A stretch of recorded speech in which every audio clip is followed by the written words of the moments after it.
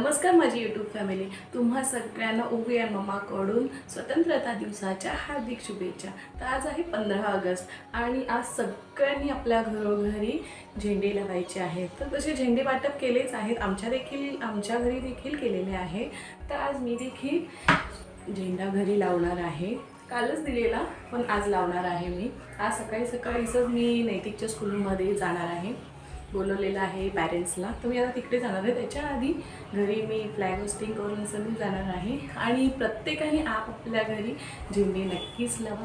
खूप छान वाटतात आणि आपल्या घरी लावल्यावरती जरा बाहेर खूप चांगलं वाटतं. तर मी पण झेंडा लावणार आहे, तुम्ही देखील सगळ्यांनी झेंडे फुटवा. खूप छान वाटतं आहे लावल्यावरती. आणि आता मी निघाली आहे स्कूलमध्ये. थोडासा लेट होतं आहे, तर व्लॉग असाच पूर्ण कंप्लीट करेल.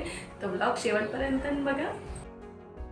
मी आता नैतिकच्या स्कूलमध्ये आली आहे. नैतिक माझ्या आधी स्कूलमध्ये गेला, कारण ह्या वर्षी परेडमध्ये त्यांनी पार्टिसिपेट केलेलं होतं. स्कूलमध्ये गेल्यावर मुलांनी परेड केली. खूप दिवसापासून प्रॅक्टिस चालू होती. नैतिक देखील परेडमध्ये होता. यावर्षी मला देखील स्कूलमध्ये बोलवण्यात आलं होतं, कारण की ज्या मुलांचे फर्स्ट सेकंड नंबर आले आणि 100% अटेंडन्स होती, त्यांच्या पालकांना स्कूलमध्ये बोलवण्यात आलेलं होतं. नैतिकमुळे मला आज 15 ऑगस्टच्या दिवशी त्याच्या स्कूलमध्ये जायला मिळालं. 15 ऑगस्टच्या दिवशी शाळेत गेल्यावरती आपल्याला देखील लहानपणीच्या आठवणी ताज्या होतात. आपण देखील असे शाळेत जायचो आणि झेंडावंदन करायचो. खूप छान वाटतं असं शाळेमध्ये गेल्यावरती. शाळेत नवीन म्हणजे झेंडावंदन 10वी पास झालेल्या मुलांकडून करून घेतले. त्यांच्या आईवडिलांना देखील बोलवण्यात आलेलं होतं. त्यांना बघून दुसऱ्या मुलांमध्ये देखील आपण त्यांच्यासारखे नंबर आणू शकतो, आपणही प्रयत्न करू शकतो असे विचार येतात. तर नैतिकचा देखील सेकंड नंबर आलेला होता, म्हणून त्याला ट्रॉफी आणि सर्टिफिकेट देण्यात आले. मुलं जेव्हा मेहनत करतात ना, तेव्हा सर्वात जास्त आनंद आईवडिलांना होतो. मला देखील आज तेवढाच आनंद झालेला आहे आणि अशीच प्रगती होत राहो हीच ईश्वरचरणी प्रार्थना करते. मी शाळेत आली होती म्हणून ओवी पप्पांसोबत सोसायटीमध्ये गेली होती झेंडावंदन करायसाठी. ती देखील जय जय महाराष्ट्र माझा हे गाणं बोलणार होती. तिच्या पप्पांनी व्हिडिओ काही काढला नाही, कारण की त्यांना नाही आवडत असं व्हिडिओ वगैरे काढायसाठी. मी मिस केलं ओवीचं गाणं. तर बघू, घरामध्ये तर ती बोलतेच, पण अशा वेळेस बोलते तेव्हा खूप छान वाटतं आपल्याला की मुलं सगळ्यांच्या समोर जाऊन बोलतात. थोडेसे आम्ही फोटोशूट केले, तिकडे ओवीचे फोटो काढले आणि आज आनंदाचा दिवस होता म्हणून काय करायचं, काय बनवू विचार करत होती. खूप उशीर देखील झाला होता, म्हणून मी आज खीर पुरी बनवली. शेवयांची खीर सगळ्यांनाच आवडते.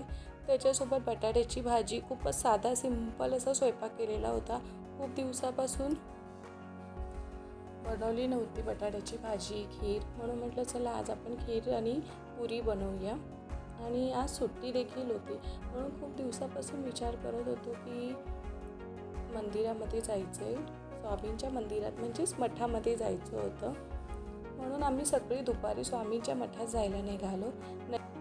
नैतिक नाही आला सोबत. ओवी येणार होती, पण ती सकाळी लवकर उठली होती म्हणून ती लवकर झोपली, म्हणून आम्ही दोघंच गेलो. विरारपासून 1 तासाच्या अंतरावरती मठ आहे, तर आम्ही सगळेजण 2 व्हीलरवरच गेलो. तिकडे जायचा रस्ता इतका छान आहे की आजूबाजूला नारळाची झाडं आणि केळीची झाडं आहेत. सर्वात सुंदर तर खूप मस्त बंगले आहेत.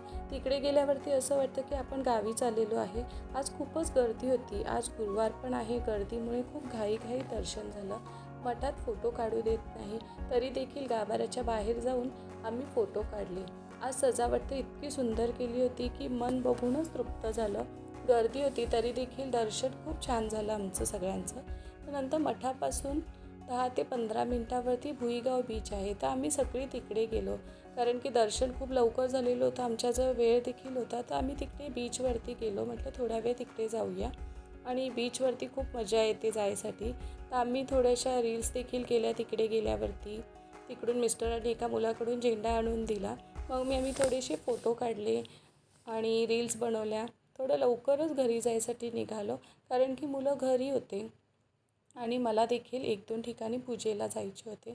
तर आजचा आमचा दिवस 15 ऑगस्टचा दिवस खूपच सुंदर आणि खूपच छान गेला.